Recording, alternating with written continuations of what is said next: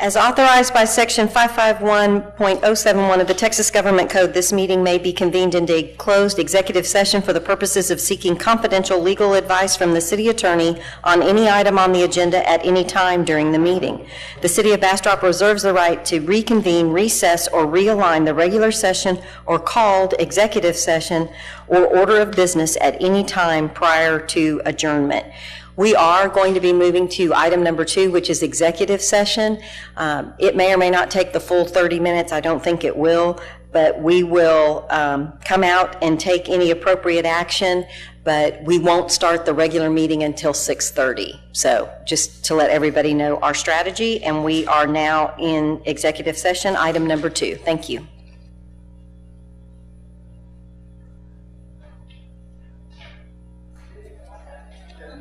Okay, we are reconvening from executive session. We are reconvening into open session pursuant to Texas Government Code 551.086. No action was taken as a result of the executive session. We are on item number 4.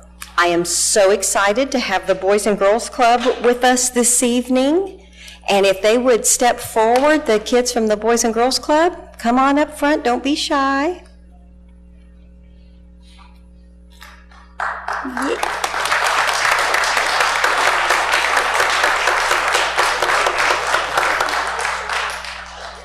All right. You asked for Boys and Girls Club, you get the Boys and Girls Club. That's awesome. So if, ladies and gentlemen, if you would please rise, these wonderful children are going to lead us in both of the pledges. And we're going to let Mary Huber take a picture of them first because we want to see their smiling faces. Look at Miss Mary, please.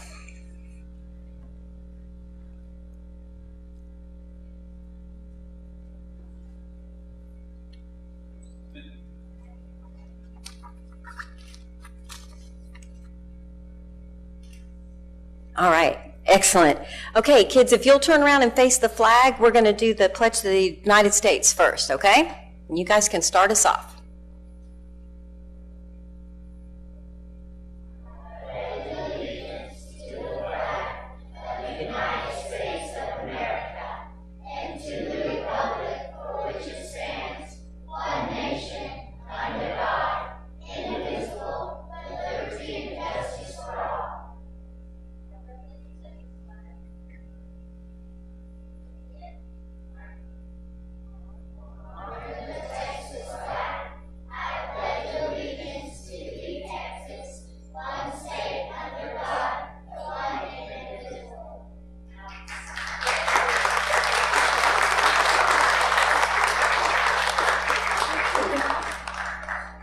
We really appreciate you guys using your big voices. It's helpful when everyone can hear you. Good job. If you will remain standing, we will have our invocation. Is it Samai? Is it going to be you? All right. Samai Lakumbe? Lakumbe. Man, I think about it and I always do it wrong. If you please join us for the invocation. Let us pray.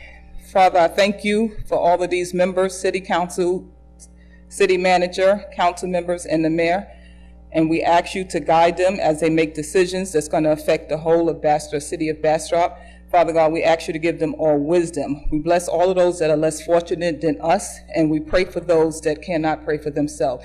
And we pray for the children. Thank you for letting these children be here today, and we ask for your guidance and your strength in their words and whatever they say tonight, and we let the citizens be heard.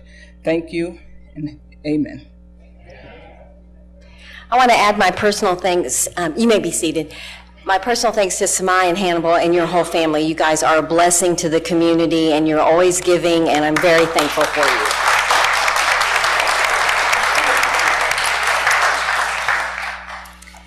you. Okay, moving right along. We are at presentations, and our first presentation, I believe Wayne Wood and Chief Adcock have got some information for us. So they are moving to the front. Thank you, Mayor and Council. Before I introduce Constable Wood, I just want to say that this is probably one of my favorite parts of my job. Sometimes in law enforcement, you only hear the negative. You don't always hear the positive, and I'm very proud of our department. We have officers who do an outstanding job, and this one is no stranger because she's received more than one award recently, but I don't want to give it away, so I want to introduce Constable Wayne Wood. Thank you for letting me come today. I am constable here in Precinct 1, but I am also the past president of Central Texas Crime Prevention Association, group of crime prevention officers from 17 county region here in Central Texas.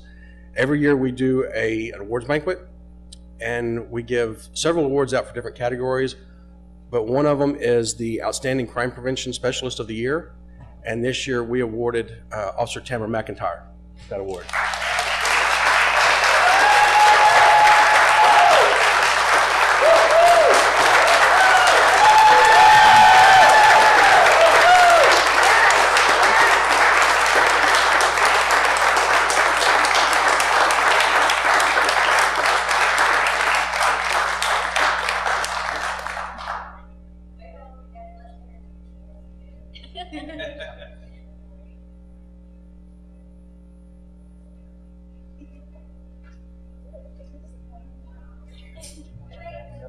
No. Well, I wanted to know if I can say something just for.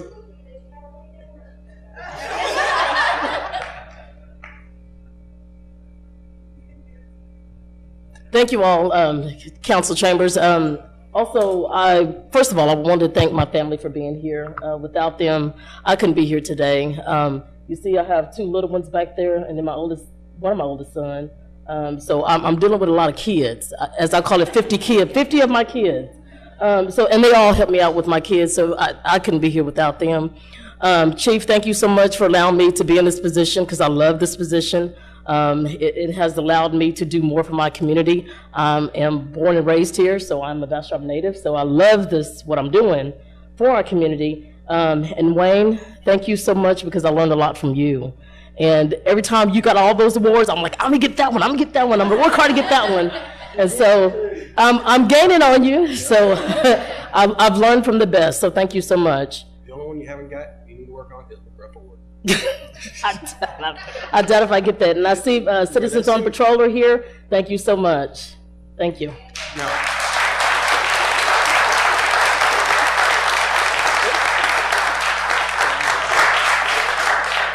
Officer McIntyre is an absolute blessing to our whole community, and we are all better for her being a part of our force. So we're very, very thankful. So proud. Yay. What a great way to start the year. Okay, I think Chief Adcock, I think you're back up. Is it, or is it Scooter, are you on? Okay, we're gonna get a presentation from the Bastrop County First Responders. We're gonna see, we gave a grant, and we're gonna see what we got for that grant. I'll turn it over. Are you Chief Green, Lieutenant Green? James Green. Yeah, you're Scooter to me. Scooter, so. right, yeah. James Green, Director of the Volunteer First Responders here in Bastrop County. We were selected to receive the Community Support Grant through the BPNL grant this year. And part of that was purchasing of the 5 AEDs and 5 emergency radios here, both replacing some very outdated equipment that we've had in excess of 15 years, which is extremely outdated. As well as acquiring new equipment for all the new EMTs that come out. We just graduated 16 EMTs on Saturday from our academy that we teach here in the county. So this life-saving equipment will be deployed here real soon. As part of the reporting process, we looked at the runs for the city of Bastrop, and we had 71 responses here in the city the first quarter of this year. With the service life of probably 15 years on this equipment here, you're looking at potentially touching about 5,000 people over the course of this purchase. So very well received. It's something we obviously really needed, and I think it will show that the money was well spent. So I wanted to say thank you for the first responders. Thank you.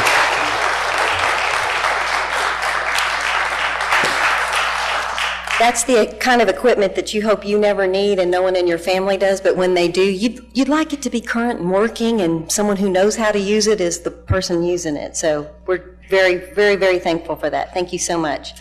We're now on 6C, and I'll be reading the proclamation for the City Council recognizing that Martin Luther King Day is around the corner. It's already the beginning, we're at the middle of January, and it's like, I don't even know to write 2018 when I write down dates yet.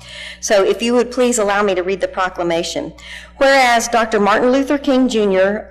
challenged our nation to recognize that our individual liberties relies upon our common equality.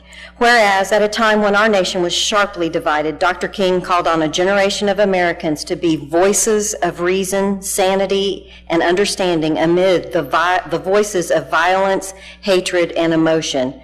And whereas Dr. King devoted his life to the struggle for justice and equality, sowing seeds of hope for a day when all people might claim the riches of freedom and the security of justice.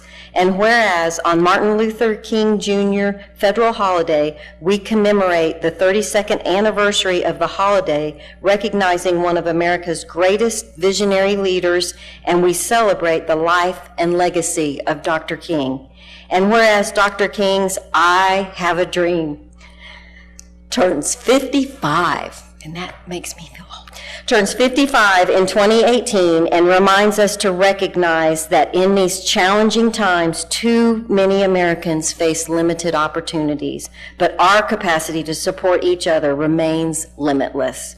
Whereas we must face the challenges with the same strength and persistence and determination exhibited by Dr. King, and whereas the theme for 2018 is Reflect on Yesterday for a Better Tomorrow, and whereas the American people are called to engage in public service and promote nonviolent social change so that Dr. King's unfinished movement toward equality can be achieved by our united, enduring efforts, and whereas in the city of Bastrop, Texas, all citizens are urged to join with the City of Bastrop and the Bastrop County Martin Luther King Jr. Holiday Commission for the 31st anniversary program of the Bastrop Martin Luther King Jr. Scholarship Committee on January 14th, 2018 at 3 p.m. at Mount Rose Missionary Baptist Church in preserving the memory of Dr. Martin Luther King, and whereas all citizens are urged to join in the 29th annual walk on January 15th, 2018 at 9 a.m., beginning at the Martin Luther King Community Park in Smithville, Texas, for universal peace, justice, human rights, and social and economic progress for all people. Now, therefore, I, Connie B. Schrader, Mayor of the City of Bastrop, Texas, do hereby proclaim Monday, January 15th, 2018 as Dr. Martin Luther King Jr. Day.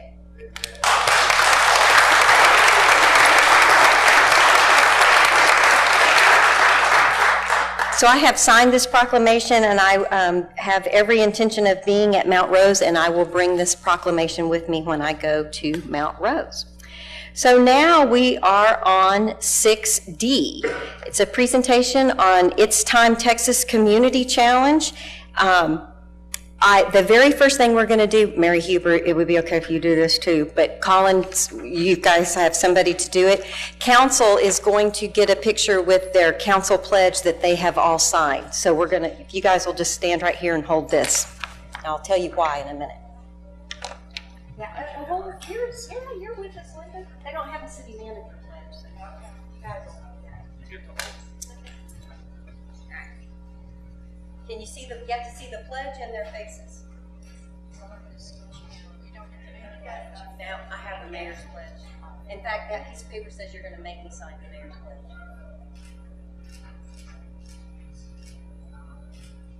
Okay, excellent. Y'all are outstanding. Okay, so I am going to turn it over to the executive director for the YMCA, Terry Moore, and she's going to tell you why you just did that. So, thank you so much. You guys have just earned us another 2,500 points in the It's Time Texas Challenge! Woo-hoo!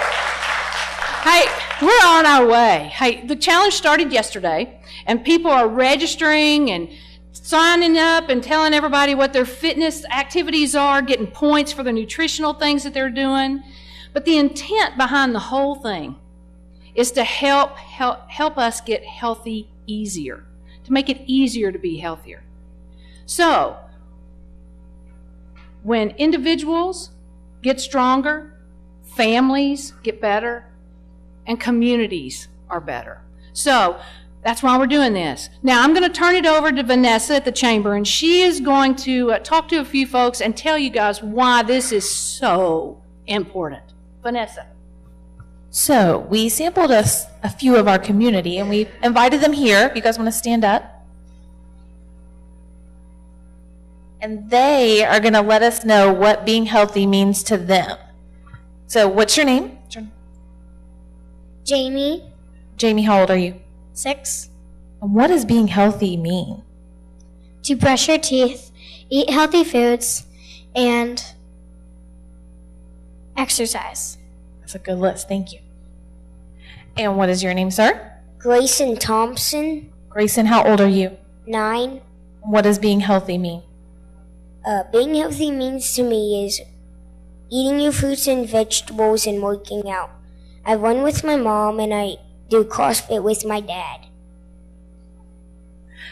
And what's your name, ma'am? Sunday Thompson. I'm not going to ask you how old you are, but what does being healthy mean to you? For me, I have 2 young kids, and for us, it's sitting down for a home-cooked meal 7 nights a week. And that doesn't really matter if it's 6 o'clock or 9 o'clock, but eating at home at our dinner table is what's healthy for us. That's a really good goal. It's a hard goal. And your name? Alyssa Welch. Alyssa, what does being healthy mean to you? Being healthy to me means being the change in my family and completing a Spartan trifecta. Dorothy Williams, and being healthy means that I have a lot of energy and time to play with my grandchildren. I love that.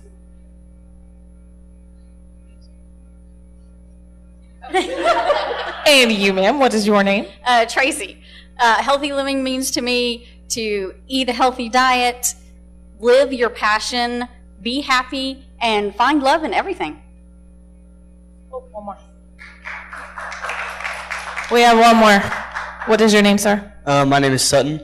And how old are you? 17. And what does being healthy mean to you? It means the ability to do push-ups whenever I feel. And apparently that time is right now. It's all the time. This is my son. It's very true. It's all the time. Thank you. I'm going to introduce you to Victoria. She's going to talk about the event that we're having this Saturday. Thank you, Vanessa. So it's time, Bastrop, Texas. We need to be healthy and be the best community we can be. So I would love for y'all to join us this Saturday, January 13th from 9 a.m. to noon at the Convention Center for our Happy Healthy New Year's Bash.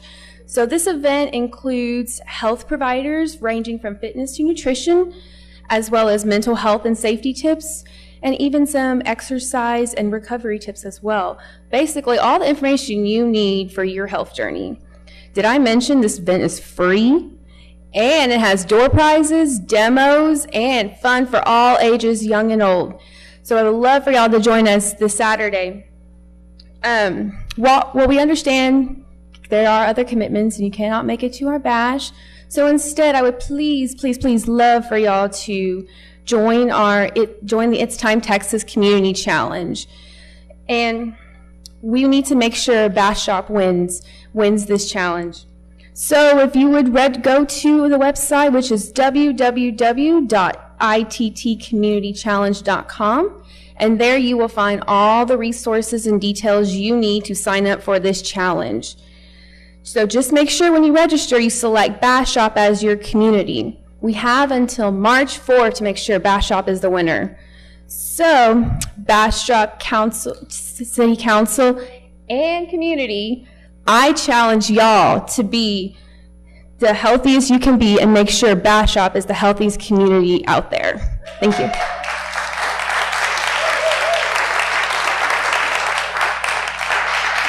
Thank you, guys. Thank you, Terry, Vanessa, and Victoria, and all of our willing participants. We appreciate you being here. I will tell you, there is a running table going, and we are currently in fourth, which makes me mad because Vanessa and I were posting what we were eating for lunch, and at one point we were third today. But we have 21,100 points, and we got 2,500 points for y'all getting your picture taken, and as soon as they get that uploaded, we'll be back in third by tomorrow. So, but the main thing is just for the community to participate with each other and come on out. We are thrilled. We've got 30 vendors on Saturday. I'm just amazed at the response that we've had. So come on out to the convention center. We'll see you Saturday at 9. At this time, I have to say that Chief Altgeld is my favorite city employee because I walked into a room and said, who has registered? And he immediately reached for his phone and got registered. So for today, Chief Altgeld gets the gold star.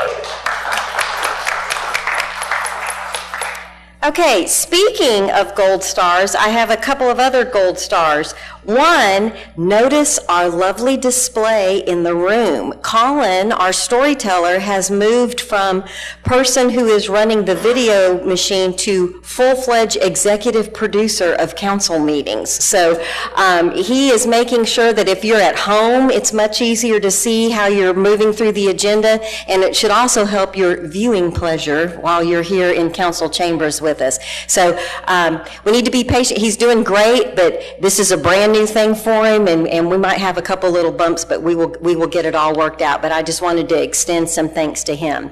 And while I'm extending thanks, raise your hand if you were on the bridge yesterday at 3 o'clock. Was that awesome or what?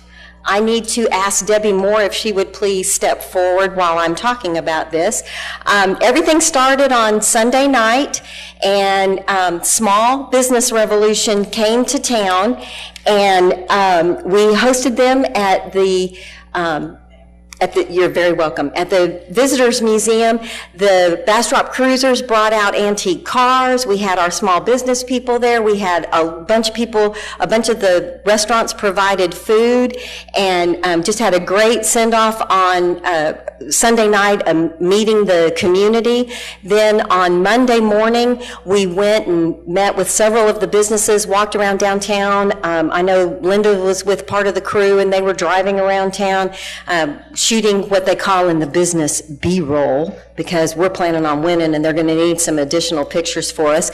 Linda and Amanda Brinkman and I did a Facebook Live posting yesterday afternoon right around lunchtime, and then several of you participated in the big send-off, which to me was really more of a y'all come back now, you hear? Because we are really feeling good about making it to the final 5. So those of you that were on the bridge might know something about it. If you haven't taken time to at least watch one of the episodes, I strongly encourage you to do that. All you have to do is Google Small Business Revolution. You can watch it on YouTube. Get your Kleenex. A couple of the episodes, they are literally changing people's lives. Thousands of cities applied. They narrowed it down to 20. Then we found out in January that we were part of the final 10. We are the only city in Texas in the final 10. And as the city, yes, how happy are you about that? And as the city manager pointed out to me, more importantly, we are the only city south of the Mason-Dixon line. There's one in Arkansas, one in Georgia. Well, I thought that, who was it? I thought it was you that was talking to me about the Mason-Dixon line, that the one in Georgia was above it. No. Is that above? Who cares? We're the only one in Texas, and we need to be part of the final 5. I think the important thing to acknowledge is that the 2 winners of the previous seasons have all been way above that Mason-Dixon line, and it's time to bring that bad boy south. Yes, it is. And when we say bring that bad boy south, it is an infusion of $500,000 directly to our small businesses on Main Street. I could literally be just a historic moment for the city of Bastrop, just a phenomenal opportunity. So I would like to thank Sarah O'Brien and her staff, Dick Smith, the Main Street Board. Stuff like this doesn't accidentally happen. You don't get to sport sunglasses that say hashtag my Bastrop. That doesn't just happen overnight. Somebody has to plan that. So if we could have a round of applause for all the volunteers.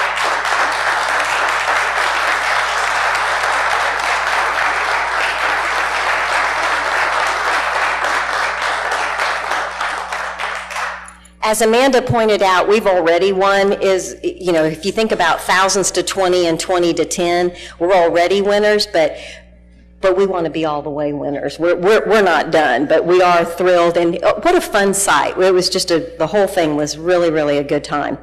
Okay, I have one other really quick minute with the mayor because Mr. Gaddis had to educate me on the Zoning Board of Adjustments. We currently have 2 vacancies in the alternates, and in my mind, when I was trying to take care of 15 boards, I was like, whatever, I'm trying to get a warm body in every single one of them and line those people up, alternates are alternates.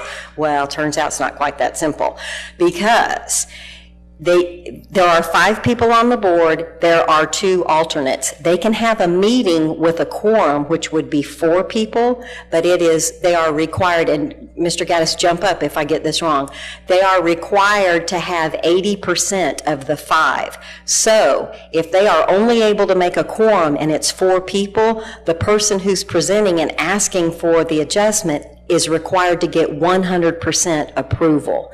They are entitled to be heard by 5 people.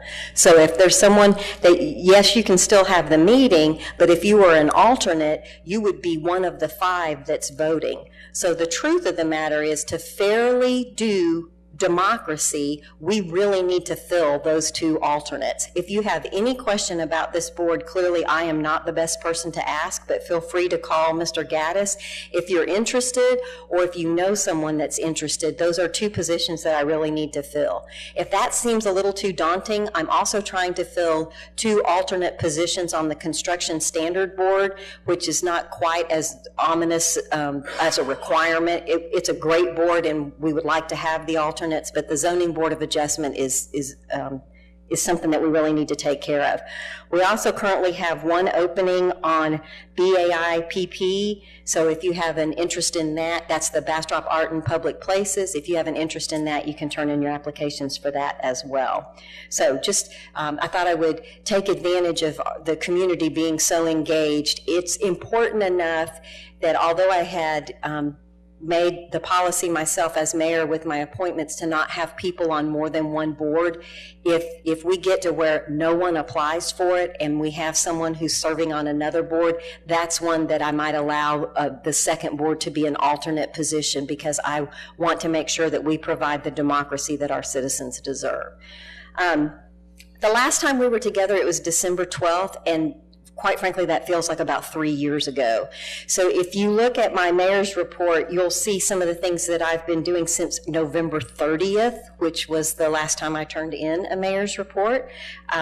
You get to see our YMCA executive director dressed up as she was for the Christmas Rag play that was going on at the Opera House. There's a picture of the whole cast, and Colin was in the cast, so you get to see a picture of Colin there as well.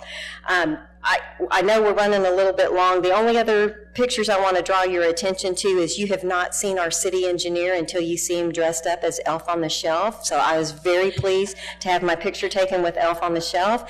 And there is also a picture of Doc Jackson agreed to sing some Christmas carols after we lit the Christmas tree. And I have an extremely shy grandson who immediately ran to the mic and helped him sing Rudolph the Red-Nosed Reindeer. So there is a picture of my grandson, because it's my mayor's report and I get to put whose picture on there I want. There's a picture of Doc Jackson and my grandson. Councilmember Nelson? You snuck in. Councilmember Nelson and I went to the TML Region 10 meeting in Pflugerville back on December 13th. We've done the swirls and the crawls and the joyous Christmas concerts and several things. 2 things that I do want to mention is yesterday, in the midst of doing the Small Business Revolution, I also judged the science fair projects for the homeschool kids at the library. And that was really a fun event, and just want to I remember my parents being so happy when I was done with the science fair, but it was a lot of fun to judge those, and I appreciate when the community asked me to participate in those things. The city manager and I attended the Farm Street Opry last week. It's fantastic. Would remind people to do that in the future. Looking forward, on Friday, we have a new business on Main Street called The Hub. They'll be having their open house Friday morning. I plan on being there, and I encourage others to participate. And as you know, because I'm sure you're all on your phones registering on ittcommunitychallenge.com, our Healthy Happy New Year's Bash is Saturday from 9 to 12, so we'll see at the convention center. There's going to be a bounce house. There's going to be, McGruff's going to be there. It'll be a really fun thing for the kids. Martin Luther King Day is Monday. You know about that. And then council, I will remind you that on the 16th, we have a joint meeting between the city council and the planning zoning. And on the 18th, we have a joint meeting with the Parks Board and also a joint meeting with the Cemetery Board. So I hope that you enjoyed your Christmas and New Year's vacation, because we got some meetings we need to be taken care of. And then suddenly it'll be Monday, January 22nd. It'll be time for the monthly BEDC meeting, and then we'll be back here on Tuesday, January 23rd. That completes my mayor's report, and we are at council members, and I'm going to start with Councilmember Nelson. Do you have anything you'd like to report? Due to my tardiness, no. Councilmember Peterson? Just want to wish everyone a Happy New Year. That's all I have. Thank you. Mayor Pro Tem Schiff? Yeah, I just wanted to address Sarah and thank her for organizing or being really key in the event the other night at the Visitor Center. But I would also encourage you to create any event you want for this community that brings all those different foods to us. It was great. We had sample little hors d'oeuvres from most of the restaurants in town. They did a great job, and I enjoyed it. Thank you. Councilmember Ennis? I'd like to add my 2 cents to that. It was really rewarding to see everybody as excited and on board and working together on this program that we've been talking about.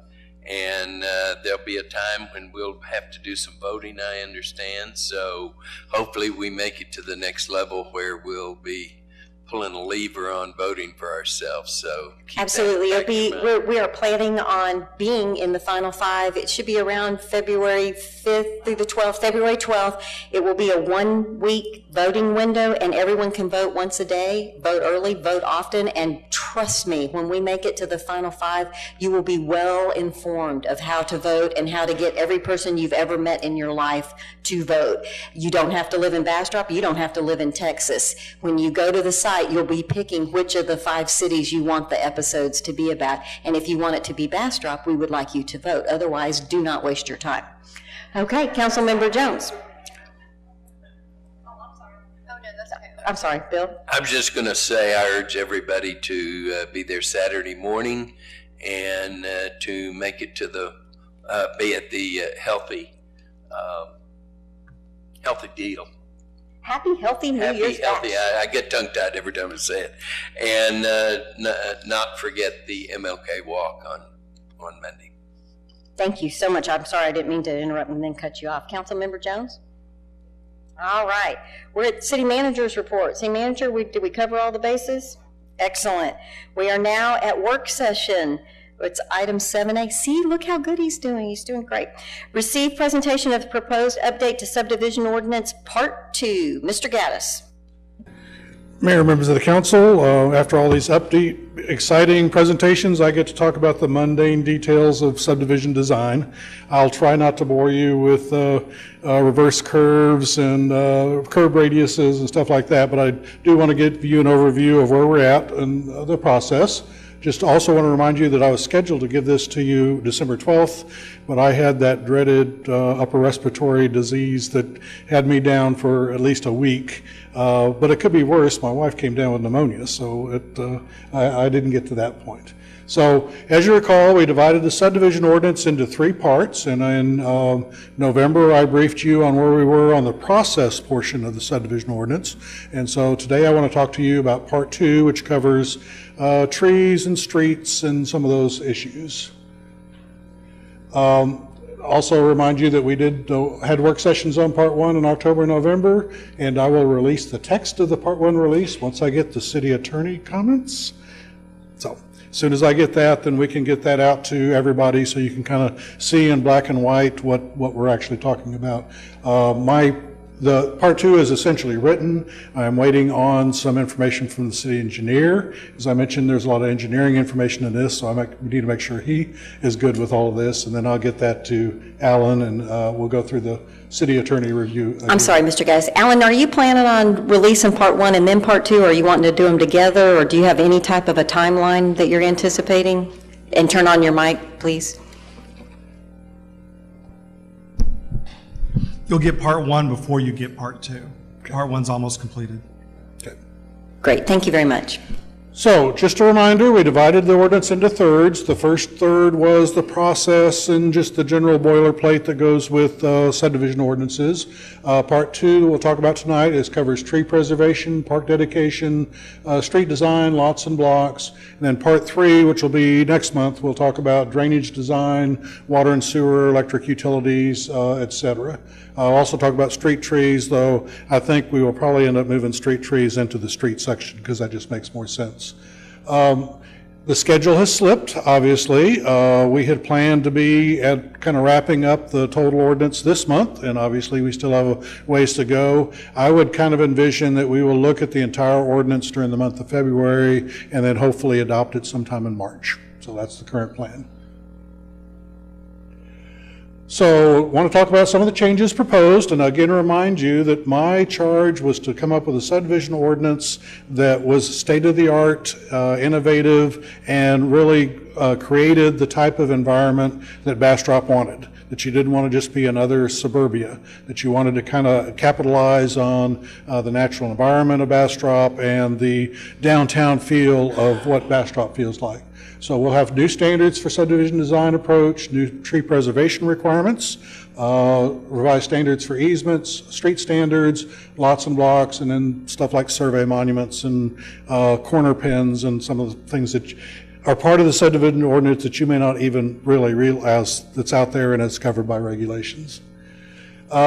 We've come up with 2 approaches to subdivision design, one that's going to occur in the city and then one we're going to call rural that would occur out in the county in extraterritorial jurisdiction. And I'll go through those 2 approaches. City standards, we'll have streets designed by the movement, and we are going with slower street speeds. You know, for decades, engineers, no offense, but have tended, no offense, but they tend to over-design things. And what happens is when you start adding width and adding straightness to streets, people tend to drive how they feel comfortable. And that's why you get speeding on local streets, because people feel, the street are as wide as a freeway lane, so why wouldn't you drive 70 miles an hour in a 30 mile an hour zone? Not everybody follows those signs, as the chief will attest to. I have a little graphic up at the top that talks about the impact of speed on pedestrian safety, and there is a big jump between if you are at 20 miles an hour, 9 out of 10 times the pedestrian is going to survive that accident. At only 40 miles an hour, 9 out of 10 times the pedestrian is not going to survive. So we want to get speeds lower if we want to try to be pedestrian oriented, and we can do that through street design as much as just throwing up speed limit signs. Streets will be designed for walkability with vehicles as a secondary mode. We're going to design for the people, and then the cars as a secondary matter. We're not going to put the cars first. We're going to talk about how people can move through the community. We're going to go to a grid, but it's not required. We'll talk about more about how that helps interconnectivity. We're going to require sidewalks and street trees along to make it more pleasant to walk. Cul-de-sacs are not outlawed, but we're going to try to minimize them as much as possible. I think I've told you this before, but I've told my students that Americans tend to take a good idea and exaggerate it to the point where it's no longer a good idea.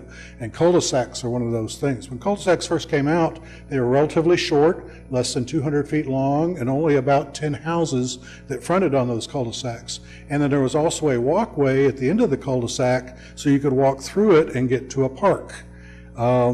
Now you can have cul-de-sacs as long as a half mile or a mile long in some of these rural areas, and it's very hard to get around because you don't know where the streets are going to go through or not. You'll notice that we have had a lot of subdivisions that are going to narrower lots, and we're going to, that's nothing wrong with that, but we're going to want the vehicle access then to be from the rear. Because what happens when you have narrow lots, what dominates the street frontage is the garage door. And so if we're going to have narrow lots, you're going to have to provide alleys so you can have the garage in the rear to go back to the front door being the opening to the public street. We're going to reduce the maximum block perimeters. Currently, we have block length limits. In fact, our block length limit is about 1,600 feet, or about a quarter of a mile. We're going to say that the maximum block has a block perimeter of 1,600 feet. So that's going to reduce the blocks quite a bit smaller, and that's going to help pedestrian access. Having more ways to get in and out helps that walkability. Now, you could have blocks that are longer if you actually break the block up to have a walkway through the middle of the block, what we're calling a civic space lot, 50 foot wide, to have a walkway so you can go through. You wouldn't have cars going through there, but you could have people, and I have a picture of that a little later. And then there's some examples from other areas in the country of developments that meet this new criteria. This is actually from Miller Airport area with a walkway between houses. This is in Maryland, a bunch of nerdy planners walking through a break in the block. That's the city approach. Then we're going to have a rural approach that will generally be applied in the ETJ.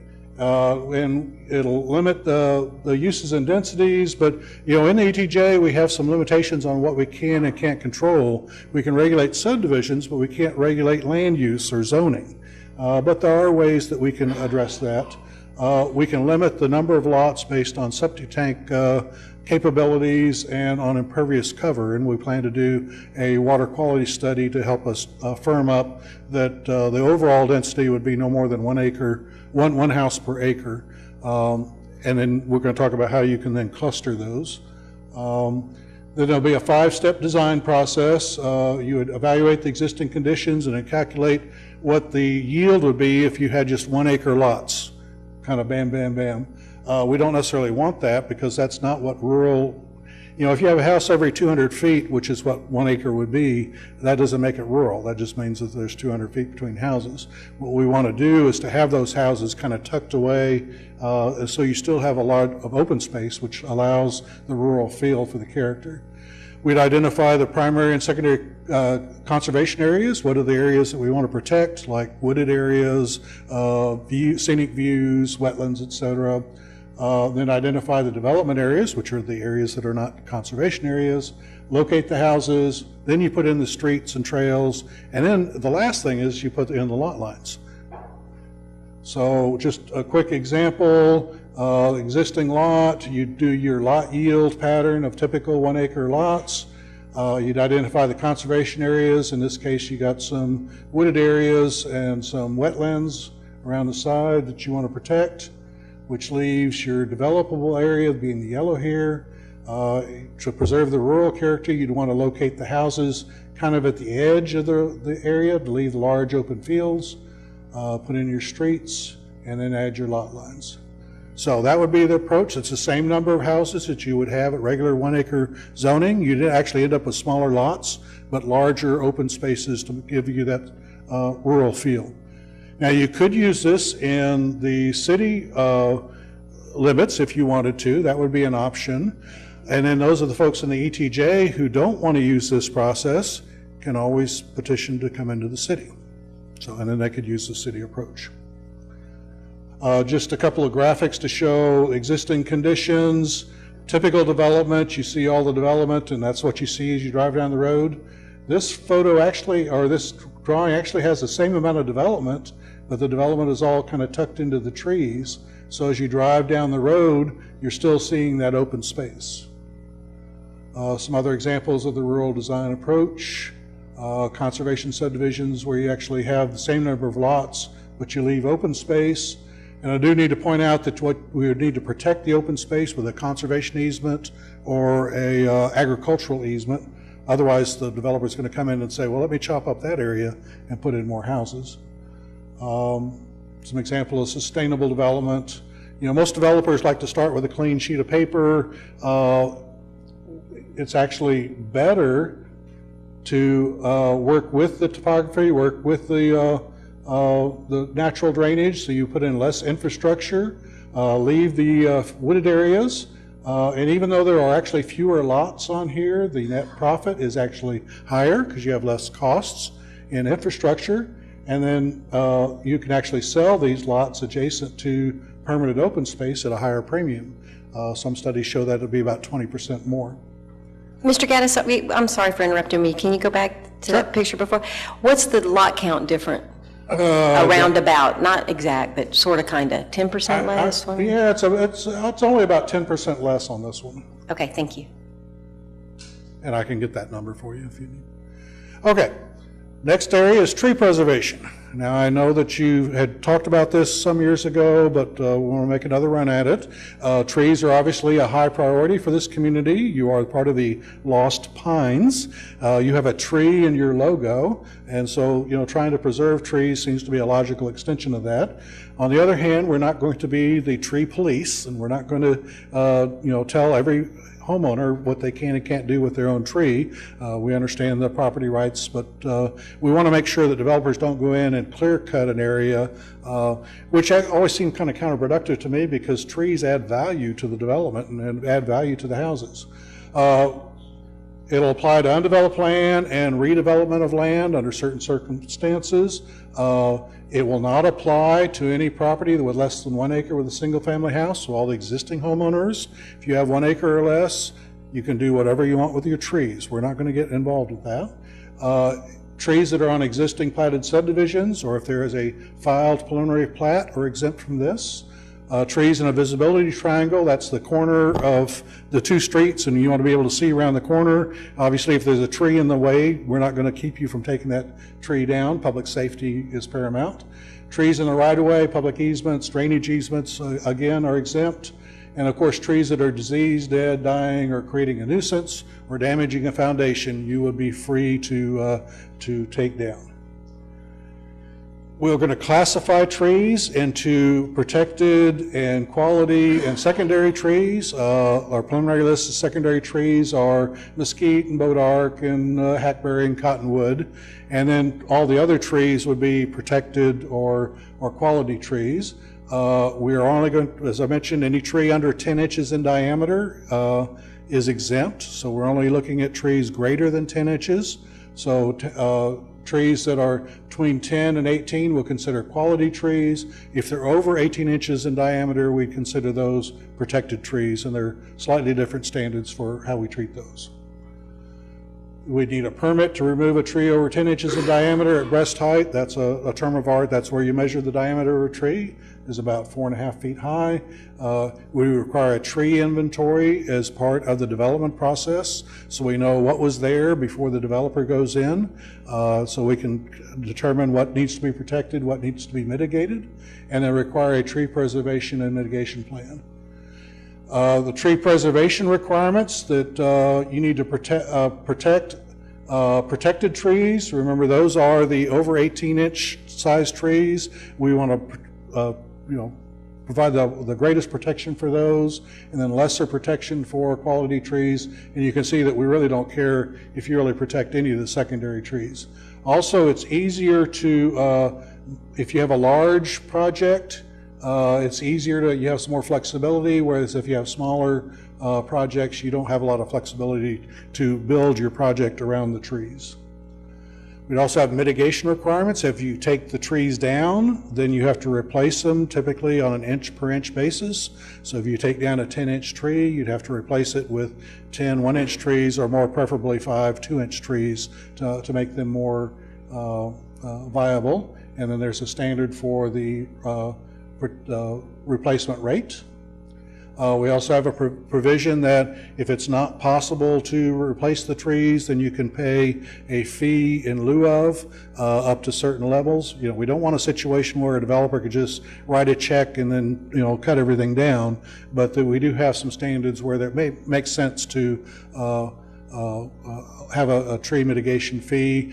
The city would then use those funds to purchase trees and use them in other parts of the community, say along our, you know, hiking trails or something like that. Okay, easements. And I don't know if you want to stop for questions after each section or wait till the end. Well, so in the essence of time, I will keep moving ahead. We will typically have easements, 10-foot utility easements on the front and side and rear of property. And in some cases, that's going to be less than what we are requiring now. We have some overly onerous easement requirements, particularly for electrical. And I think there are certain situations where we can live with something less than that. Have minimum 15-foot drainage easements. We'll require an easement for the 100-year floodplain, so that it'll be clear on the plat where you can and can't build on your property. I mentioned site visibility triangles. We call those public open space easements. In the old days, we'd just do a 35-foot corner clip on the property, but that doesn't really help your visibility because that may still have an obstruction in it. So we have a little bit more, and I'm sorry this doesn't come out very well, actually looking at looking at cars either direction, so you don't end up with a straight triangle. You actually end up with two isosceles triangles, if you want to get technical. Have provisions for emergency access easements, i.e. fire lanes, to make sure they're, and then commercial cross-access easements, which we've been providing most of. These are to make sure that you can get from commercial lot to commercial lot without having to go out on the public street. So basically connecting the parking lots to make sure you can move around. Streets, important concept is connectivity. There's lots of different ways to address connectivity, but the simplest way is just to use our small block grid system. Provides as much connectivity as possible. And again, reducing cul-de-sacs. May want to talk about whether we want to have limitations on street names. There are a lot of cities that say you can't name it after a living person, or you know, those kinds of situations. And so I'll bring that forward and let you all talk about if you want to have, you know, does somebody want to have a Mayor Schrader Street or not, or do you want to wait till, you know, developers tend to like to name things after themselves, which may or not be what the city wants to do. Make sure they build streets on a comprehensive plan or thoroughfare plan. Make sure there's 2 points of access for all subdivision with more than 20 lots. That's as much a public safety provision as it is for circulation. And to minimize the number of driveways on arterial streets. Arterial streets are the streets that we want to have move as much traffic efficiently through town. The more driveways we put on that, we not only create more conflict points, but it slows down the efficiency by people having, you know, deal with driveways coming in and out. And just a reminder, that's your adopted thoroughfare plan. We would require that developers build the streets that are shown on that, though we do give them some flexibility on where the location is. We just want to make sure that we can continue that through. We're going to relook at our traffic impact analysis procedure, clarify the threshold where it's required, simplify the process, and Wesley's even talked about doing some of that in-house. We currently require a developer to hire a consultant to prepare a traffic impact analysis, whereas we could develop a citywide model and actually do the analysis ourselves and look at the things that we want to look at. Still require the developer to provide the data. Just a listing of street classifications, just to know there's a hierarchy of streets, and we design each of those streets slightly different based on the amount of mobility that you want versus property access. We'll be looking, including street cross sections, using tables to simplify the text, there's a lot of information in your ordinance now, but it's all buried in the text and repeated, and we're just kind of summarizing, put that all on a table. And we've combined the requirements of the city and rural streets in the current ordinance to make it, really not a lot of reason why you'd separate those, though there are a few situations where you would. Street alignment we talked about. We're going to be looking at pavement design, make sure that it's the best for the long-term maintenance. Once a developer builds a street, it's your responsibility to maintain it. So you want to make sure that the street lasts and holds up for as long as possible, because it's the city that's responsible for fixing the potholes and stuff after the maintenance period. We'll have different standards for curb and gutter, and we'll introduce a new type of gutter to this area called a ribbon curb, where we have streets with a swale on either side. You don't want to have a barrier curb on either side catching the water. You want the water to flow off. So we'll have a concrete ribbon curb on either side of the asphalt pavement just to keep the asphalt from raveling on the edge. And just some examples of some street cross sections that actually come out of your thoroughfare plan. Excuse me, I just got a notification that the public's not getting sound, so I don't know if that's something you can fix. We're going to relook at intersection design in terms of street jogs, roundabouts. I know roundabouts can be a little bit controversial, but there is a time and place for them, which is typically low volume areas where there's not a lot of truck traffic. So in a residential area, actually roundabouts operate more efficiently than a four-way stop sign, because it would allow you to actually go through the intersection without making that stop. Talked about cul-de-sacs. We'll continue our prohibition of private streets. The requirement for alleys when they have narrow lots. Mr. Gaddis? Yes. Councilmember Jones, we just checked and there's volume on Facebook. So if people are at home and they don't have volume, if they have a smartphone or if they'll go to their computer and get Facebook, they can have sound. And I'm sure Colin's doing what he can to fix it, but in the interim. So thank you, Mr. Gaddis. Sure.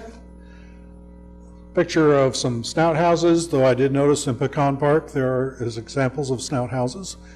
So if you want to see one for yourself, you can drive down there. Looking at driveways, traffic control and street signs, some of the main mundane things about how big the letters need to be on street signs, that really needs to be all in your subdivision orders to make sure it gets built, because the developer gets to provide all those. Looking at parking lots, and we're kind of looking at maybe some alternate paving for parking lots.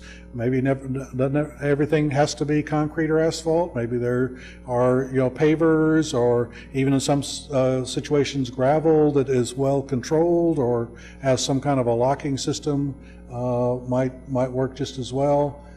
Fire lanes, medians, and drainage standards. Traffic calming, as I mentioned, people tend to drive as fast, particularly if there's a straight.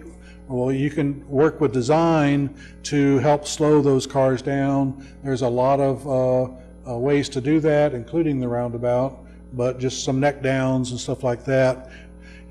If people feel constrained because the curb or the street tree comes in on you, you tend to slow down because you want to make sure you can get through. Well, those are all different ways that you can address speed issues. Lots and blocks, I'd mentioned the block perimeter issue, block lengths, and the public access ways. Lots must be buildable. We want to make sure that when we approve a subdivision, we don't end up with a lot that is too small to build something on. So that'll be spelled out. There'll be a clear prohibition of flag lots. And if you don't know what a flag lot is a big lot with a very narrow access driveway out to the street. And of course they did this because he didn't want to build a street through there. But that's not in the public's interest. It makes it so you can't ever subdivide that area more logically. So instead of each of those lots being a little flag, we'll make sure that the adequate access is put through there. Corner lots need to be larger than regular lots because you've got two frontages, and so if you try to put a regular house on a corner with the regular setbacks, there's just not enough room. So I need to make sure that corner lots are a little bit larger. Lot drainage, make sure that lots, And the best thing is to do is to have lots drained to the street or to a dedicated easement. Most cities, their biggest drainage problems is when one lot drains on somebody else's lot, and they get into that fight between the two property owners. We'll probably be looking to some extent about stream bank buffers, an additional easement adjacent to our major rivers and streams. A lot of cities get in problems. They let people build right up to the edge of the creek, and then they have erosion, and then they want the city to come in and fix it for them. Well, the way to do that is to get them away from the creek to start with, and only allow certain types of development adjacent to the creek. It also provides a more environmentally sustainable approach by you're not creating all that additional drainage that you have to deal with because you have a buffer on that. And orientation to public parks. A lot of developers like to back houses up to a public park, and then the city doesn't understand why nobody wants to go back there, because nobody can see back there, nobody knows it's back there. So we'll have a requirement that at least 50% of the street frontage near a park has to be kept open. Now, developers don't like it because they only get to pay for that street with only one half of the houses. It's a half-loaded street. They'd rather have houses on both sides, but that's much better for the park so people can interact with that. And I won't get into the details about lot pins unless you're just really excited about that. So that's where we're at. Like I said, the text is essentially written. I'm waiting on Wes, and then we'll get that to Alan. My plan is to have the third section done by the end of this month, hopefully to be able to present to P&Z. And then that way we can look at the entire ordinance in February with the idea that we could possibly adopt it in March. We'd also like to leave some time so we can get some public input from the development community, since they're going to have to work with this as well. So I'll be happy to answer any questions. Mr. Gaddis, you presented this to Planning and Zoning? Yes. And did they have any comments, or did you include their comments with what you presented? Their main comment was they wanted to see it in writing. I do not blame them. So I will Council, do you? I have a couple of comments. It's too near and dear to my heart. Mayor Pro Tem Schiff.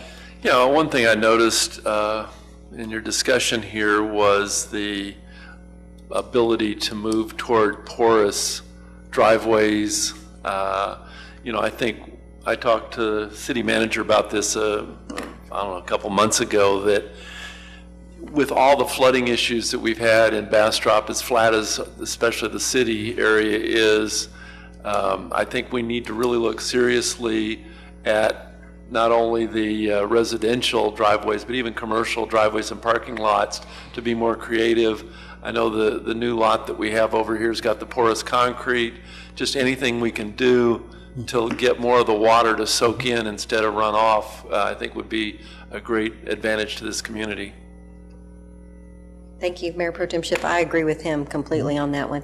Any other questions or comments for Mr. Gaddis?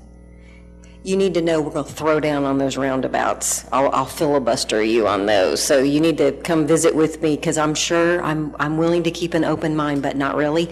And the emergency vehicles is a huge concern. Yeah. And we're not in London, and teenage drivers and everything else. So I'm just telling you, I don't get to vote, but I get to yap, and I got a big old mouth. So you need to come give me some education on the roundabouts. For what it's worth, the city manager appreciates your support, ma'am, because I've been giving staff that same lecture.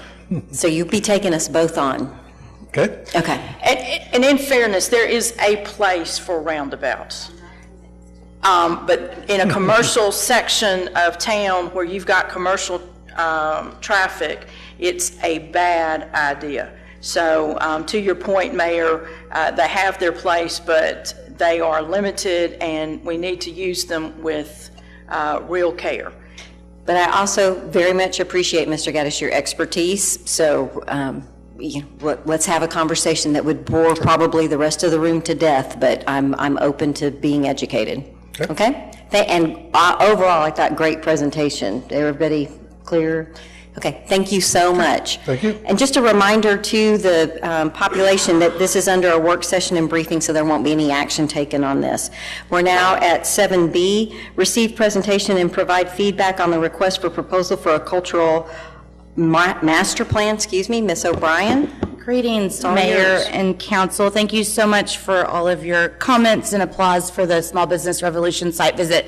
Y'all did forgot to mention that if you couldn't join us yesterday, you can still participate by getting online on social media, post a photo of anyone that you love in Bastrop, images from events that you love, items that you love, any reason why you love Bastrop, post on social media with the hashtag MyBastrop. The producers are still looking for that type of content. And some of you may have seen the city manager show me her phone. They just posted their summary, I guess, earlier today about Bastrop. So feel free to go to Small Business Revolution and like, love, and comment on the comments that they've made about Bastrop. All of that will help us make it to the final 5. Thank you, Ms. O'Brien. Thank you. We are here tonight to talk to you guys about the RFP for the Cultural Arts Master Plan. A little bit of background and why. It was identified as a project in the comprehensive plan. It was also identified in the city's fiscal year 18 work plan under Uniquely Bastrop. And was also discussed and identified as a priority in the joint workshop between City Council and Bastrop Art and Public Places on December 6th. So that's why we're here today. This is something that has been a priority for our community for some time, so we are trying to get the ball rolling. A little bit of history. Bastrop was designated as a cultural arts district in 2012. Bastrop Art and Public Places is a city-appointed board that has been very active in the public art scene here in Bastrop over the last 5 to 6 years. Originally started as a task force, becoming an official board. The process that they have used to place public art in our community has actually been mimicked across the country. We have folks reach out to us on a regular basis, and so thanks to their hard work and dedication for getting Bastrop on the map as an arts destination. There are a lot more organizations and entities in town involved in our arts community other than BIAPP. We've got the Lost Pines Art League and the new Lost Pines Art Center. Of course, the Bastrop Opera House, Deep in the Heart Art Foundry, which actually produces bronzes that get placed across the nation. Of course, the Performing Arts Center at the high school. Live music, which happens at multiple venues, multiple times a week downtown and in other areas of our community. Of course, the Cultural District, which I referenced earlier. A lot of our special events have a tie to art. Of course, the film industry has been very active here in Bastrop and is considered one of the art forms. History is a form of cultural arts. Not everyone often thinks of it, but we have a very active sense of place and history, and the Bastrop County Historical Society and Museum does a lot of work in that field.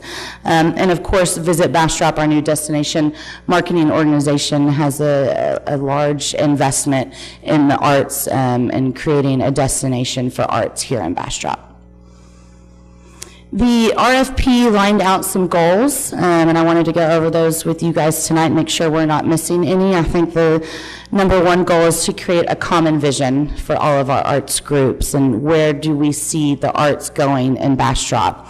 It also needs to help us guide our policy and our programming in the future.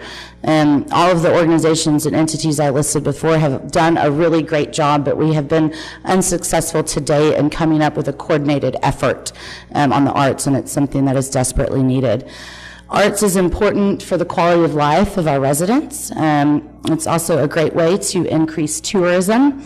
And most importantly, as you guys have heard the city manager talk a lot about, we've got to find a way to stabilize our sales tax. 41% of the general fund revenue comes from sales tax, and art can be a huge economic driver when done properly with a common vision. And of course, we are working really hard to make sure that we are investing our hotel occupancy tax funds in a way that we see the greatest return on our investment. All of these are outlined in the RFP before you guys this evening. A little bit about the proposed timeline. We are working fast and furiously. This is a very aggressive timeline. We are going to do our best to meet all of these marks and goals. Unfortunately, we won't have the final product in place before we get to the budget cycle this summer, so we will probably have some type of budget amendment later in fiscal year 19. But if all goes according to plan, we hope to kick off the project at the beginning of April. We've already scheduled the ads to run in the newspaper, and pending your feedback tonight, we'll be ready to get this out to the public and to the list of firms that we've identified that have done work nationwide on this type of project later this week. One of the most important parts of any master plan is the community input process and the master plan committee. The RFP outlines representatives, and the Bastrop Art and Public Places Board agreed at their last meeting to form a subcommittee to find members that represent these segments that are willing and capable of serving throughout both the RFP process and through the development of the master plan. Please note that just because you may not be one of these people, there will still be many public input sessions and many public forums, so everyone will have a say. But a representative from BIAPP, the Opera House, the school district, film, music, the Historical Society, the Lost Pines Art Center, Arts at Large, someone from the Parks Board. I think the parks play an integral role in the development of our arts community. Someone from the Main Street Board, Visit Bastrop, and then myself as city liaison. Last week at the BIAPP meeting, they also discussed adding a representative from the culinary arts, and so we wanted to get you guys' feedback on that, and then any other direction that you guys have for us as far as the timeline, the representation on the committee, and the goals associated with the RFP is why we're here tonight. So I'll be happy to answer any questions you guys may have. Ms. O'Brien's being very nice. The person who brought up the culinary was me, and it was because I was not well versed, and it was explained to, I suggested like, well, it seems like culinary should be in there too. Well, here's the difference.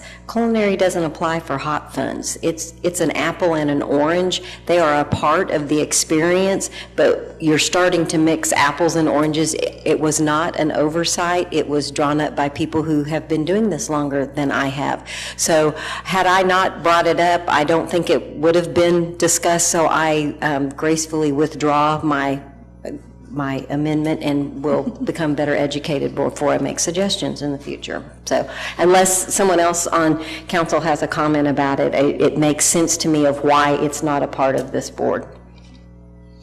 Not a board. We're not appointing another board. It's just a committee. Sorry, just of this smaller committee. Man, I'm just making it worse, Sarah. Councilmember Ennis? I don't have a comment about the culinary representative, but I do about the master plan committee. Yes, sir. Are those representatives from the organizations? Are you going to allow the organizations to choose their representative, or are you going to go out and just... Well, since Bastrop Art and Public Places is the only current appointed board that represents the arts in our community, we really want them to kind of take the reins in the leadership of this. So they've appointed a subcommittee that will meet on January 17th at 4 p.m. at the Convention Center. Anyone's welcome to attend. That they will identify some names and then reach out to those folks to see if they are able and willing to serve. Unfortunately, because of the tight timeline, most of these groups and boards are not going to have a scheduled meeting before the RFP responses come back to us on February 7th. So that's the plan as it stands right now. I have a concern about that. Okay. That the organizations aren't allowed to identify somebody in their organization that would best fit the profile. Okay. They're going to know better than BAIPP. Not to denigrate BAIPP, but I think they're going to know better who should be representing the organization. Absolutely, and we can talk about that at the committee level, and I don't think there's any opposition to that, except there may be a few opportunities where an official recommendation by that governing body may not be able to be made because of the time frame. And so when you have a board that has a lot of different community sectors represented, some of these boards and groups don't have an executive director, so who do we reach out to? There's not always a formal process that we can follow, but we will do our best to get that feedback when possible. And since I'm the liaison to the BAIPP board, and I was at the meeting when they were discussing it, the subcommittee immediately talked about reaching out to the chair and kind of doing a straw poll of the board. Absolutely. It was truly, and the other thing, and I thought this was a really great question and a great point, they wanted to be very clear about what they're asking these people to do. How many meetings is it? How long is the committee commitment. Because, and I hate to say all they're doing because it's a big job and we want a good group of people to do it, but it's reviewing the RFP responses, which are going to be coming fairly quickly. After that's done, then there will be a more official board and a whole lot of input. So the activity that this master plan committee is doing, the major activity is to simply review the RFPs. So it's the first piece of the pie, I guess is what I'm saying. It's not like, okay, now that's the people that are doing it for a year and no one else gets to have any input. Just for clarification, correct, Sarah? Yes, ma'am. Okay. Gotcha. Mayor Pro Tem? Where do you find the consultants that would respond to this? I mean, how are you going to? And I find them? apologize. I Are they- should have. And Are did they I? obvious out there? I'm not. She had a list at the They meeting. are. You know, I don't know what city employees did before Google and the internet, but luckily there are a number of consultants that specialize in this, and we have an identified list of consultants that have worked on cultural arts planning throughout the country, and many of them have done multiple plans in various communities from cities that range in all sizes. So I think we identified 11 or 12, and that list was presented to BIAPP last week. If anyone has any other recommendations, we encourage you guys to reach out. We'll also use our contacts through the Texas Downtown Association, Texas Travel Industry Association, and those types of networks to get the word out and get those sent to. Are some of those in Texas? Absolutely, there are several that are in Texas. Burdette, that worked on a plan for the Cultural Heritage Trail, will be sent the document, and so there are several in the state, but there are also some nationally that just do this. Councilmember Nelson? BAIPP reviewed the RFP. Do they have any concerns or questions or comments? We had one typo about the name change between the Bastrop Fine Arts Guild and the Lost Pines Art League, and then there was discussion about the culinary arts. They were very excited and complimentary. I know that there was some hesitation in the joint workshop about the scope and the amount of work that this project is going to be, and so they were very excited and complimentary that everything was wrapped up, you know, with a pretty bow on it for them to consider. They seem to be very pleased that we took time to consider the history, to lay out the goals, to have a really firm timeline, and we were very specific in the RFP about how important and crucial this plan is to the city of Bastrop's future, and I think that they were all very excited about that. Well-written RFP. Thank you. We had some help from our city manager on that. Council, any other questions for Ms. O'Brien? With this just being a work session, you're ready to rock and roll, is that correct, Ms. We're ready to O'Brien? rock and roll. This is more a conversation. We, of course, want your feedback, but to also let the community know what to expect and what we're doing. We do not technically have to bring RFPs before you guys, but this is so important to our future. We wanted to have this discussion this evening. It's going to be exciting. I'm really excited about it. City Manager? The final comment, just so we can really put the bow on this, is when we were in budget discussions, one of the things that y'all were very strong on and really underscored the need in the comprehensive plan is that we want to get out of the business of distributing hotel occupancy funds for individual projects, and your direction to us was a very thoughtful, holistic approach where we can leverage future funds. And so to Sarah's point in her presentation where we really tailored this to Bastrop, it's that policy conversation that you had with us during budget that you were crystal clear on that is the main focus of this. Also, just for full disclosure, so we said it fast, but we want to make sure the public understands this. There may be a limited allocation of the hotel occupancy funds in the budget presentation, but the real goal here is to ensure that future funding is tied to this cultural art plan.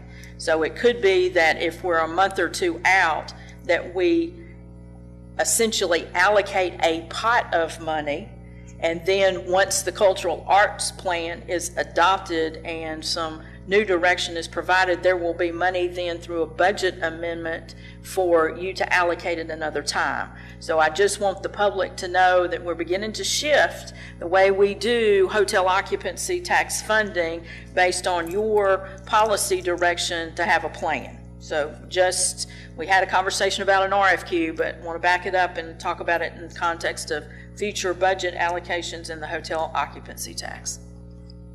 I would remind council that one of the examples the city manager talked about is July 4th's coming, and we sitting on council and our citizens expect fireworks, and they don't really care when the hot funds are coming in.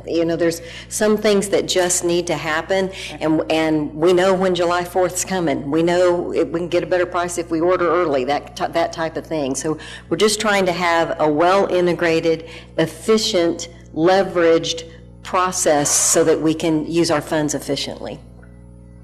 Everybody okay?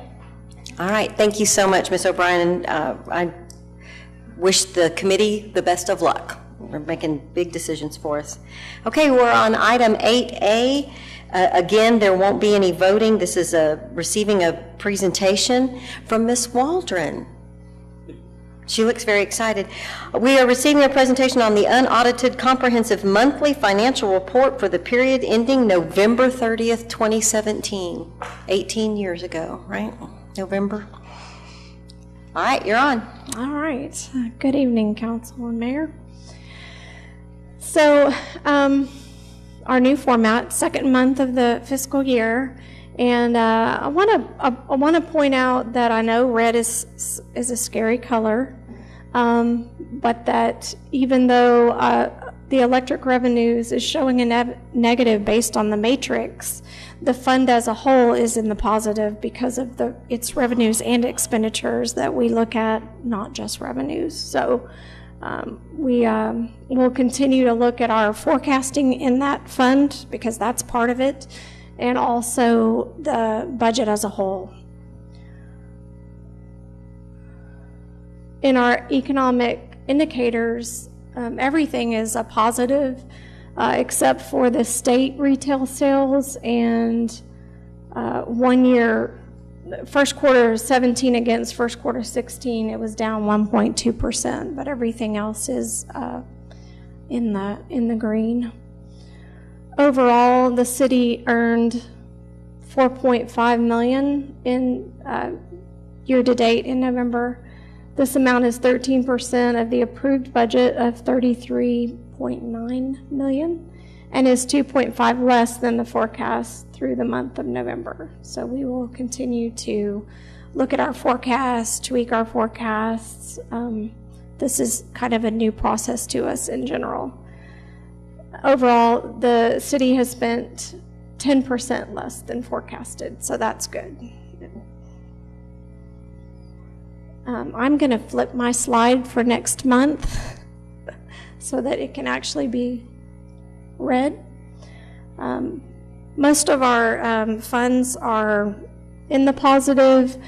The ones that are showing negative, I want to point out that it's the new process is based on forecast. So, for instance, on the impact fees, I'm having to forecast impact fees, but impact fees are based on development, and so it's a little bit hard to forecast how those revenues are going to come in, but we will continue to look at what we have on the horizon and get those forecasts tightened down a little bit better.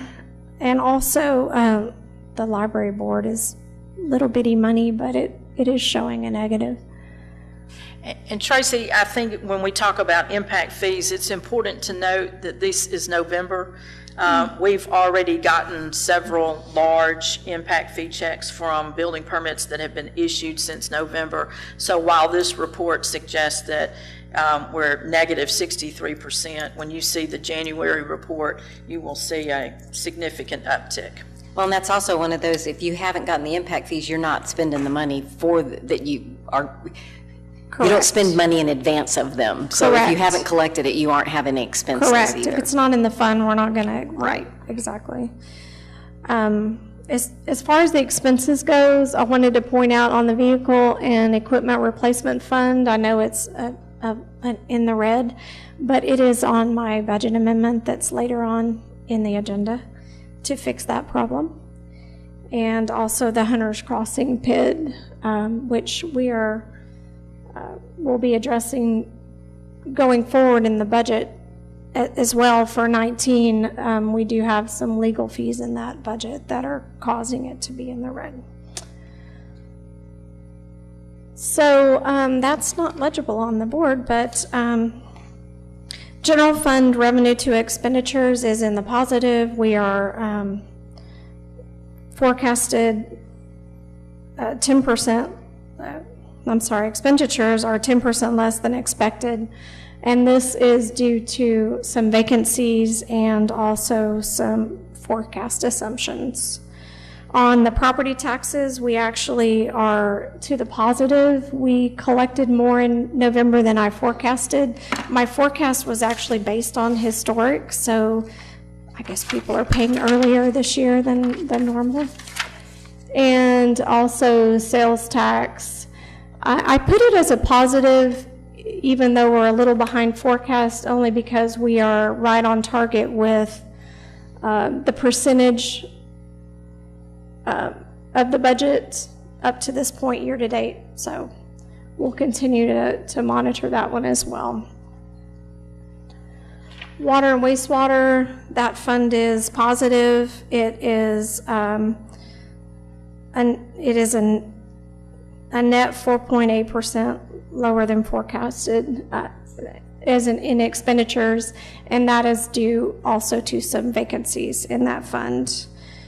Their revenue is in the positive. We're projecting them to be slightly over budgeted revenue by the end of the year. Electric fund, as I stated earlier, they're a net 3.1% positive if you look at their revenue and expenditure percentages, but in looking at their revenue, they are running behind projected, so we'll continue to monitor that. But again, January has been unusually cold. BP&L will have sold more power. And again, that's one that there's unusual circumstances when she talks about her forecasting that don't work on a 12-month equal split, that there are impacts or factors that impact that. This is true. Hotel occupancy tax, it is a net positive 16%. We are running a little behind, which is why the revenue is a warning as far as forecast to actual.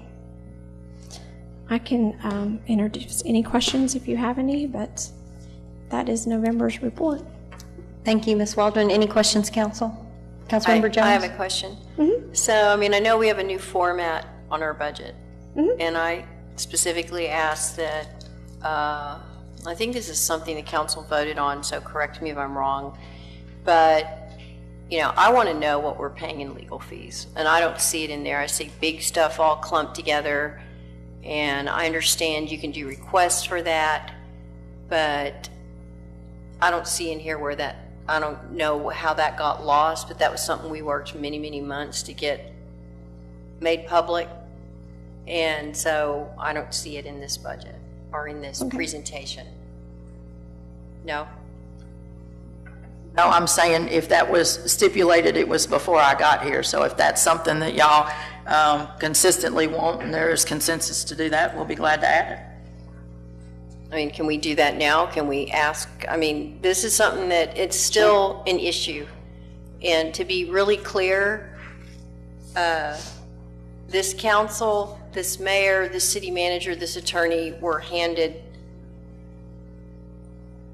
some bad situations that we're having to deal with. And I want to make sure the public understands that we're being very transparent, we're grabbing stuff by the horns, and we're dealing with it. And so my understanding is that we voted on making sure that this stayed very much in the public's eye. And personally, I want to make sure that Allen's fees are separated out so the public knows what we are paying our attorney and what we're paying other attorneys to kind of clean up messes that we were handed. Yeah, so every... And so, you know, unless I missed something and unless the council disagrees with you, this is something we voted on and that we were pretty clear about making public. So am I missing something here, guys? And I want to see it. What y'all voted on at the meeting was, This was something we previously voted on, and I want to see it in this budget, and I realize we have a new format, but if you could pull that in there, if there's something I need to do, if you want me to put this on agenda, if you want to vote on it now, but I want to see it, because that's what we Ma'am, we hear asked. you, and you'll have it next time. yes, Good we deal. can put All that right, just wanted to make it real report clear. back in there. All right. Any other comments? All right, we're on number 9, citizen comments. Ms. Franklin, do we have any citizen comments? Okay. Ms. Judith Hoover. You're always real good, but just please speak into the microphone so that folks can hear you at home. All right. Good evening. First, I'd like to thank the city of Bastrop and whoever else had a part in making Bastrop look better than it's ever looked at Christmas. It was terrific. I heard so many wonderful comments. People's spirits were lifted.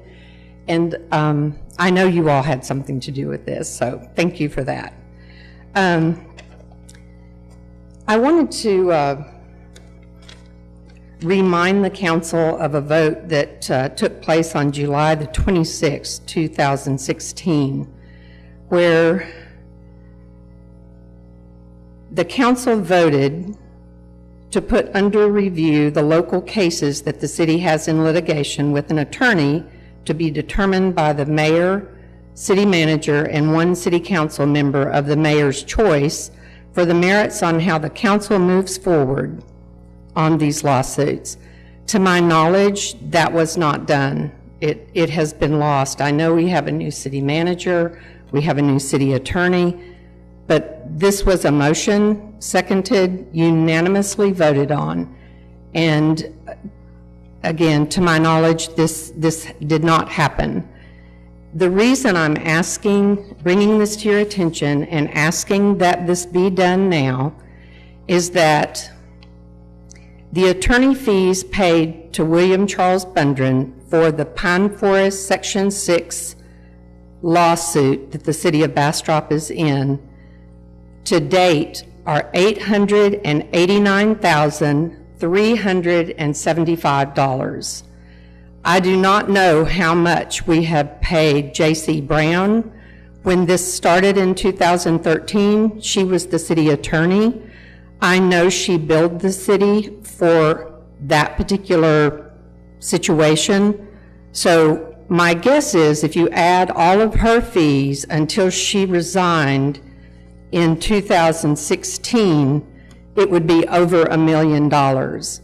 I know that Mr. Bundren indicated to the then council that this case could be dealt with for about $150,000. We're now, I can't say over $1 million for sure, but I can say this approaches $1 million.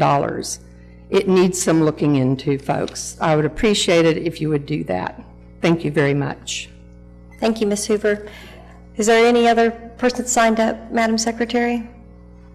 No, I think the answer is no. No, Mayor. Is there anyone in the audience that would like to speak?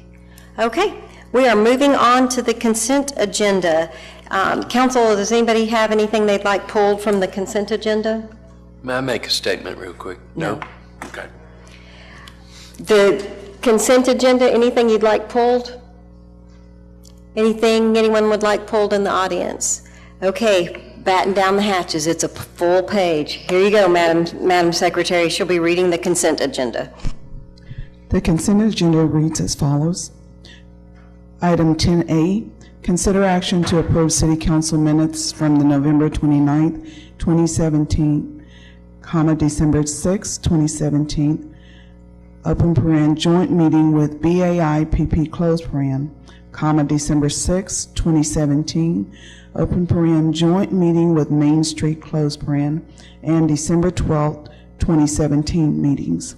Item 10B, consider action to approve the second reading of ordinance number 2017-29 of the City Council of the City of Bastrop, Texas, amending the Code of Ordinances to provide for creating and enacting Chapter 1, Article 1.19 of the Bastrop Code of Ordinances, creating a youth advisory council and providing for the council's organization, membership, responsibilities, and resources, and providing for findings of fact, enactment, effective date, repealer, severability, codification, and proper notice and meeting.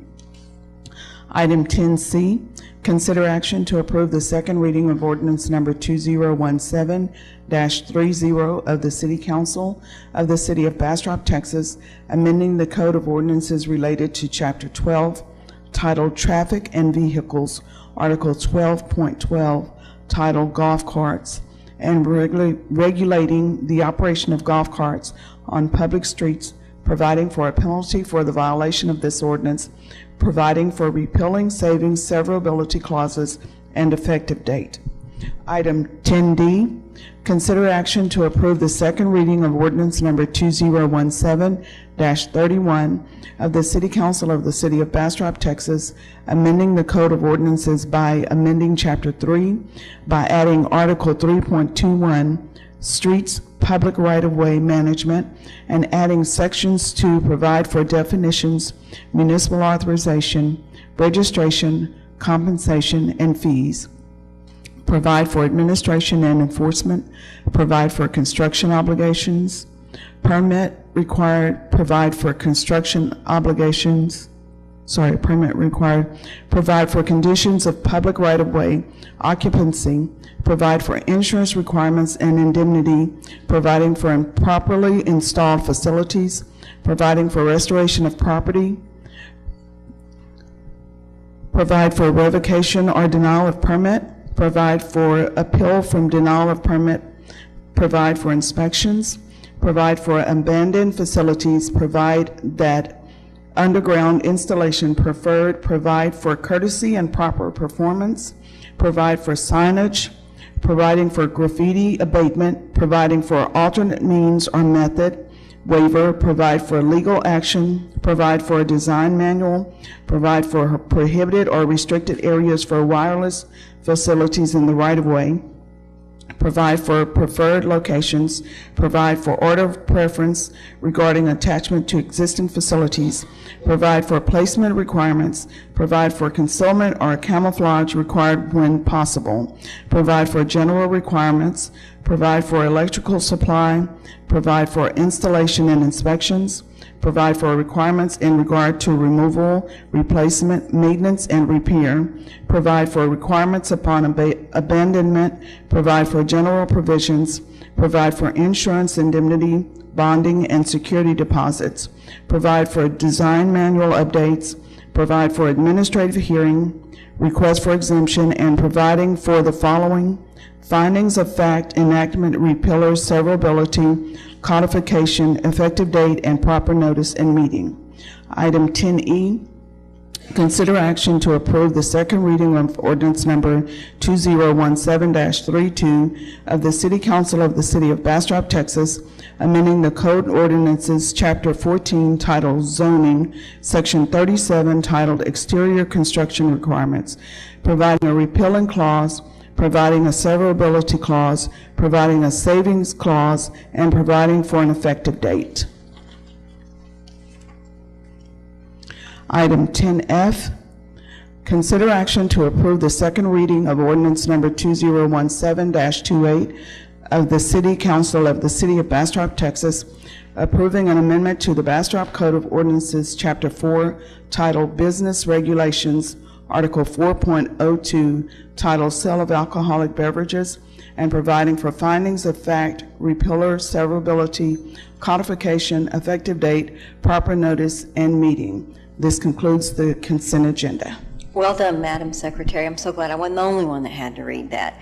So I have you've heard the consent agenda. I will bring council's attention that the first item that she read with the meeting minutes, you had a slight modification to meeting minutes at your desk. So what you are approving is that slight modification. So I would be thrilled to hear a motion. Wait, can we not, we're not going to have any comments until after the motion? We need a motion and a second, and then we can have some discussion. I move to approve. I have a motion. I second. I have a motion from Councilmember Ennis, a second from Mayor Pro Tem Schiff. I'm happy to entertain discussion. Councilmember Jones? I just wanted to talk about item 10B, where you're putting together this youth council. No? Yes, ma'am. Can I talk about that? Is that all right? Yeah, absolutely. Okay, just wanted to make sure.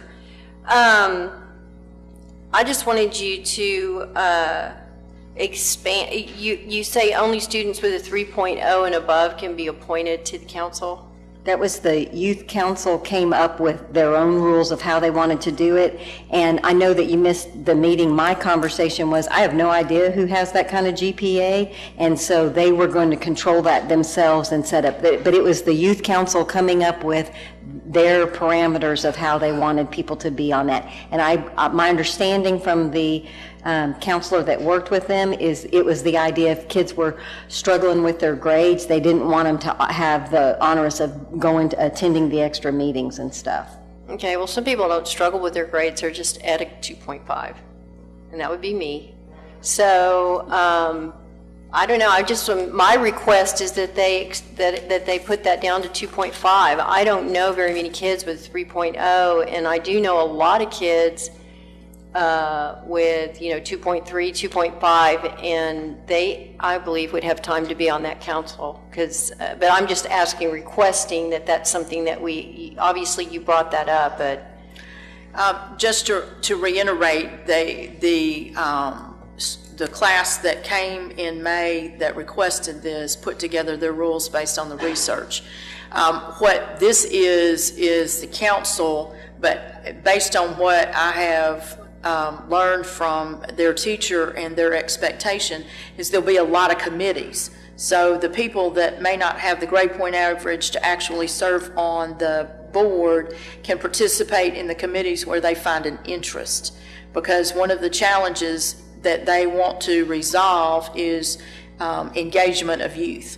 So they are going to have to expand their net quite largely. So we can send that back, and if they choose to do that, that would require a ordinance amendment. But part of what they've done is have this conversation with the leadership of the executive staff, and I think it's intended to serve on the board needs to be a privilege earned with good grades, but those that don't aren't penalized from participating on the committees of interest. But okay, well, again, I'm just going to ask that they expand that. I think that it's limiting.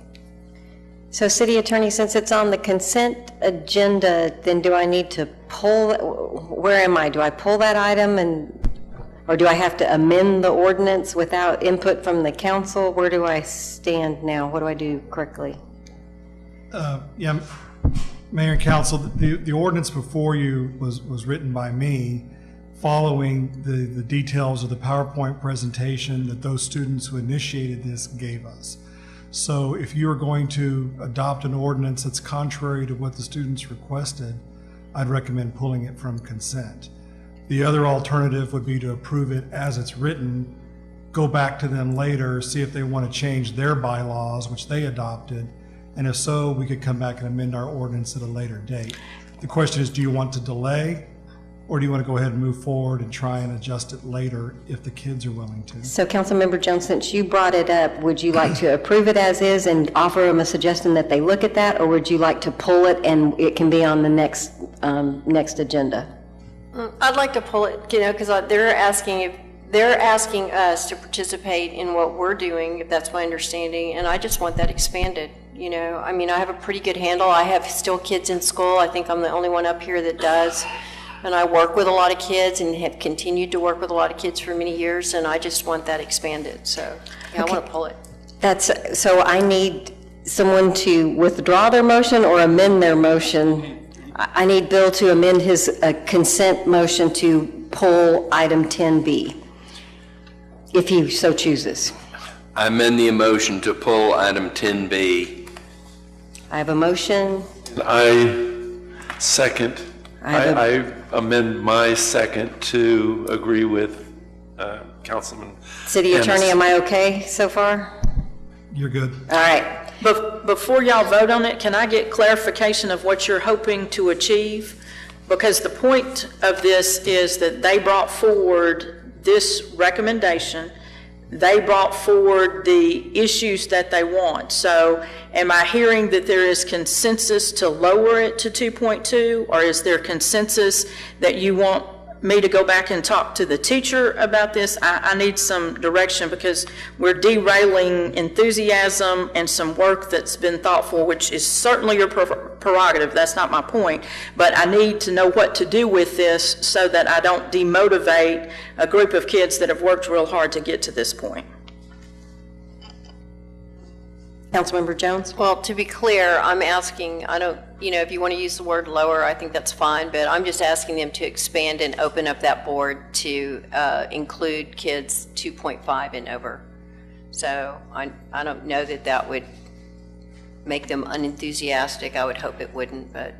I think the comment is that they came and made the presentation last meeting. They were all here, and they were, the input that I gave them was, I have no control over it. For me, it doesn't matter if it's a 2.5, 2.7, or 3.0. I don't get their grades. I don't want their grades.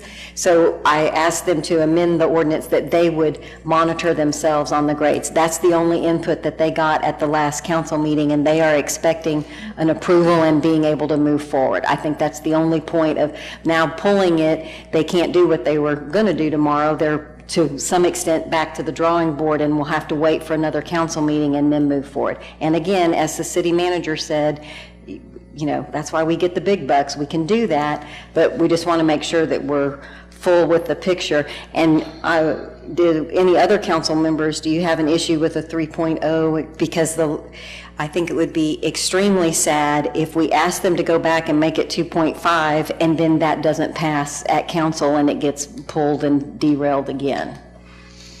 My next question is, if you don't have consensus to lower it from the rest of the council, how do we move ahead and approve 10B by itself? Can we do that? Mm-hmm.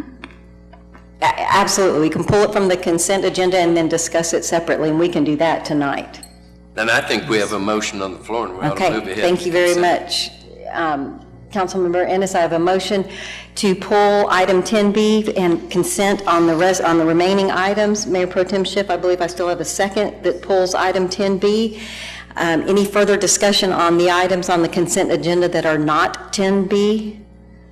Hearing none. Madam Secretary, if you'll call the roll. Councilmember Ennis? Yes. Mayor Pro Tem Schiff? Yes. Councilmember Nelson? Yes. Councilmember Peterson? Yes. Councilmember Jones? Yes. All right, so I believe then now what we are doing is considering consent agenda item number 10B separately for individual consideration. The item, I don't have to do I have to reread the whole 10B, City Attorney? No. Thank you.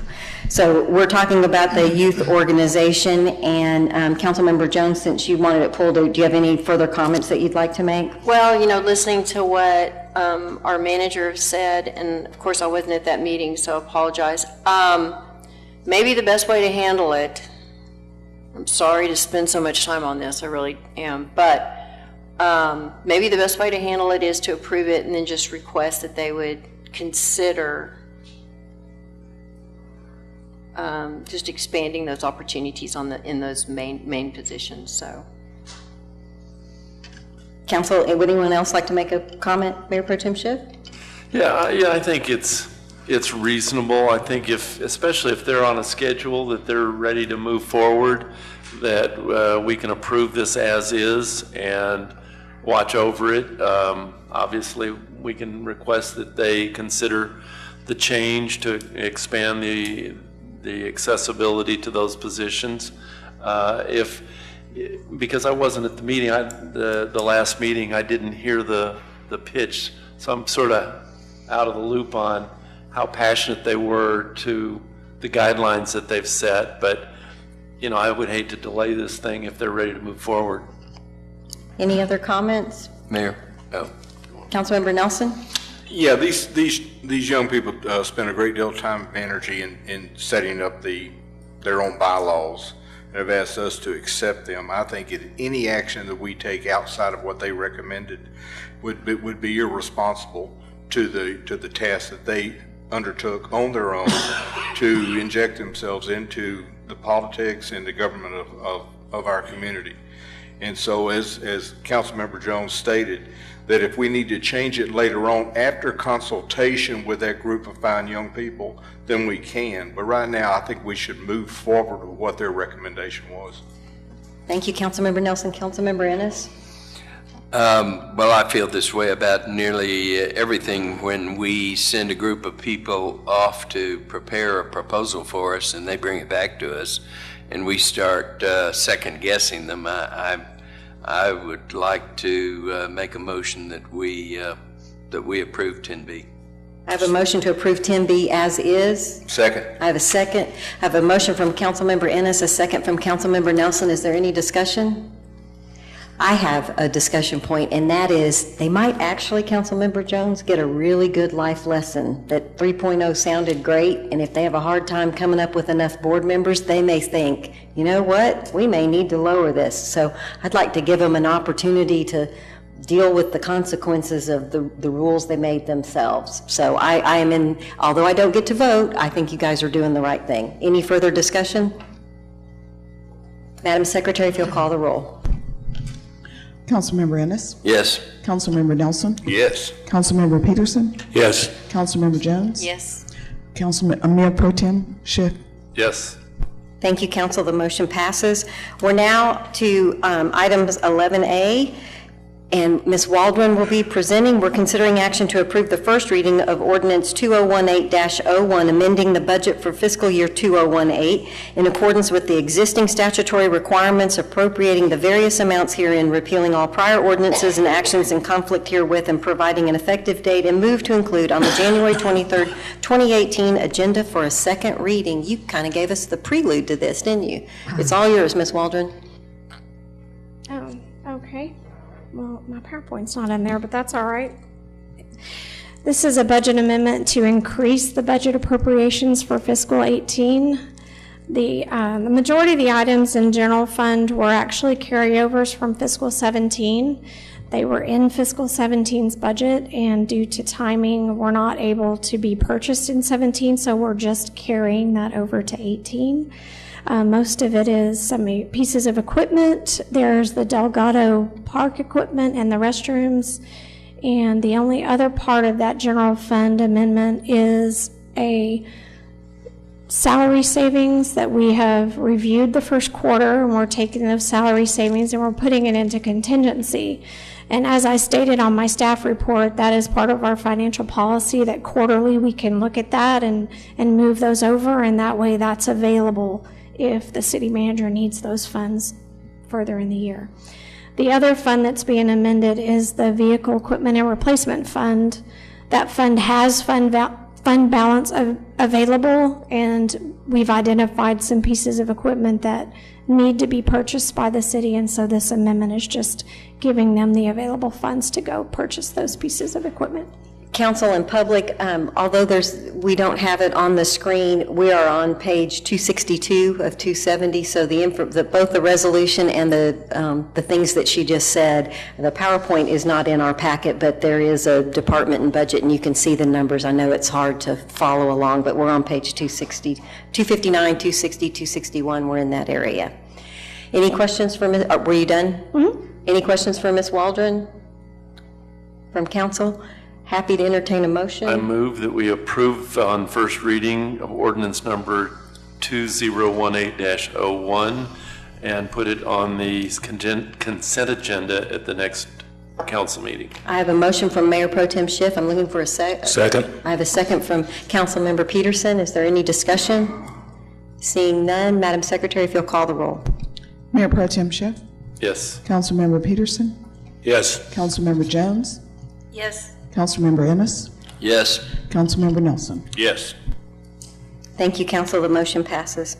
We're now on item 11B. Consider action to approve resolution number R2018-01 of the City Council of the City of Bastrop, Texas, confirming the appointment by the mayor to the Main Street Board as required in section 3.08 of the city's charter as outlined in Exhibit A, and establishing an effective date. And my PowerPoint's in there, right, Colin? Right, Colin? I have no clicker. I am without a clicker. Oh, sure, Sarah. The system is not yet flawless, but So,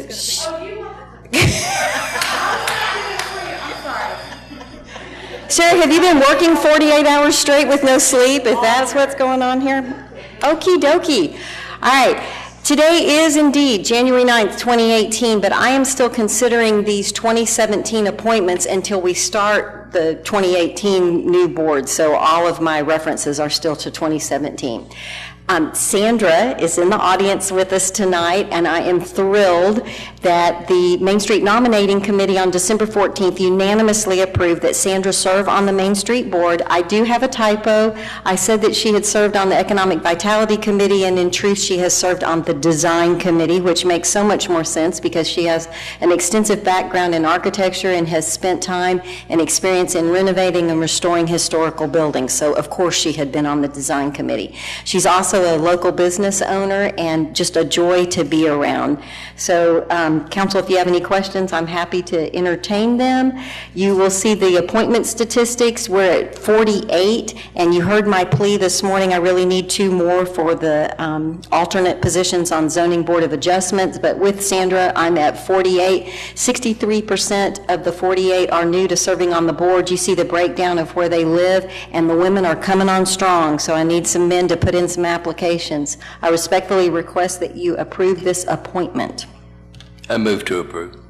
I have a motion to approve from Councilmember Ennis. Second. I have a second from Councilmember Peterson. Is there any further discussion? I also want to point out that yesterday I received a application for Hunter's Crossing. We have an opening on Hunter's Crossing, but since I didn't get the application until yesterday, that will be a part of our next council agenda. So, any further discussion? Seeing none, Madam Secretary, if you'll call the roll. Councilmember Ennis? Yes. Councilmember Peterson? Yes. Councilmember Jones? Yes. Mayor Pro Tem Schiff? Yes. Councilmember Nelson? Yes. Thank you, and if you don't mind, let's have a round of applause for Sandra. It's an enormous amount of time. So thrilled when our citizens step up. That's what makes Bastrop Bastrop, and you can hashtag me on that, Sarah. Sandra is one of the reasons that we love Bastrop. Okay, this is just a reminder of your council liaisons. I cannot thank you guys enough for participating. I think it has really improved our board interaction with council that we have council members present at the vast majority of the board meetings. We have no executive session. I move for adjournment. There we are. He's moving ahead. I've got a motion to adjourn from Mayor Pro Tem Schiff. And I have a second from Councilmember Peterson. It is 8:27. Hang on. And we are adjourned. And thank you. We are in second place with 24,600 points at It's Time, Texas. Thank you.